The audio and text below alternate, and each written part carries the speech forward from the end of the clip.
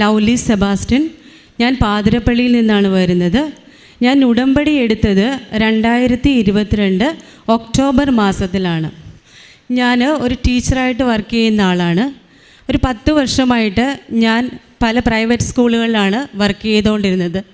അപ്പോൾ തീർച്ചയായിട്ടും എനിക്കൊരാഗ്രഹം ഉണ്ടായിരുന്നു, ഒരു ഗവൺമെൻറ് സർവീസിൽ ടീച്ചറായിട്ട് വർക്ക് ചെയ്യണമെന്നുള്ളത് എൻ്റെ ഒരു ആഗ്രഹമായിരുന്നു. അപ്പം ഞാനത് കർത്താവിനോടും മാതാവിനോടുമൊക്കെ നിരന്തരം പ്രാർത്ഥിക്കുമായിരുന്നു. പക്ഷേ ഞാൻ ഇവിടെ വന്ന് ഉടമ്പടി എടുക്കണമെന്നൊന്നും എനിക്ക് തോന്നിയിട്ടില്ലായിരുന്നു. എൻ്റെ മനസ്സിൽ അങ്ങനെ ഒരു തോന്നൽ വന്നില്ല. പക്ഷേ എൻ്റെ ചില അടുത്ത റിലേറ്റീവ്സും ചില സുഹൃത്തുക്കളും എന്നോട് ഇവിടെ വന്ന് ഉടമ്പടി എടുത്തതിൻ്റെ ഭാഗമായിട്ട് അവർക്കുണ്ടായ അനുഗ്രഹങ്ങളെക്കുറിച്ചൊക്കെ പറഞ്ഞപ്പോൾ ഞാനും ഓർത്ത് ഇവിടെ വന്ന് ഒരു ഉടമ്പടി എടുത്ത് മാതാവിനോട് പ്രാർത്ഥിക്കാം, അപ്പം മാതാവ് എനിക്കത് സാധിച്ചു തരുമായിരിക്കുമെന്ന് എനിക്ക് തോന്നിയായിരുന്നു.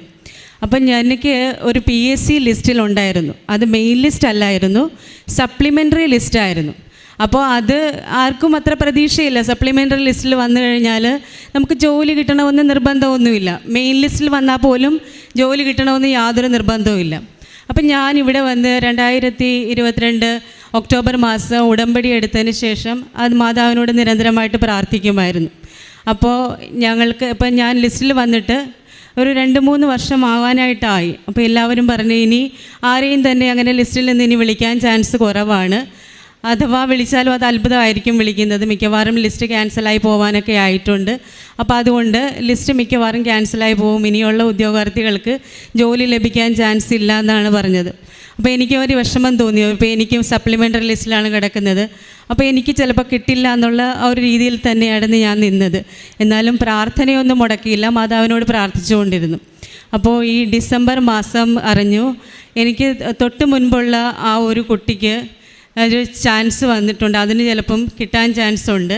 പക്ഷേ ആ കുട്ടിക്ക് എന്തെങ്കിലും വേറൊരു ജോലി കിട്ടിപ്പോയാൽ എനിക്കത് ചാൻസായിട്ട് വരും, അതിന് വേറൊരു ജോലി കിട്ടിയാൽ മാത്രം.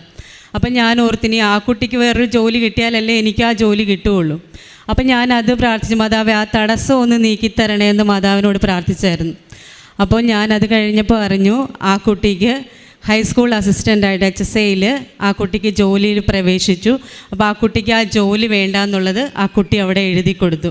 അപ്പോൾ അതിൻ്റെ ഫലമായിട്ട് ആ ചാൻസ് എനിക്ക് വന്നു. അങ്ങനെ 2023 ജനുവരി 24 ഞാൻ ടീച്ചറായിട്ട് ഗവൺമെൻറ് സ്കൂളിൽ ജോയിൻ ചെയ്തു. അപ്പോൾ മാതാവ് എനിക്ക് വേണ്ടി ആ തടസ്സമെല്ലാം മാറ്റി എനിക്ക് ആ ജോലി തന്നതിന് മാതാവിനും ഈശോയ്ക്കും ഒത്തിരി നന്ദി അർപ്പിക്കുന്നു. ഇനിയും നിയോഗങ്ങൾ ഞാൻ അതിൽ വെച്ചിട്ടുണ്ട്. ആദ്യത്തെ നിയോഗമായിരുന്നു എനിക്ക് ഈ ഗവൺമെൻറ് സർവീസിൽ ജോലി ലഭിക്കണമെന്നുള്ളത്.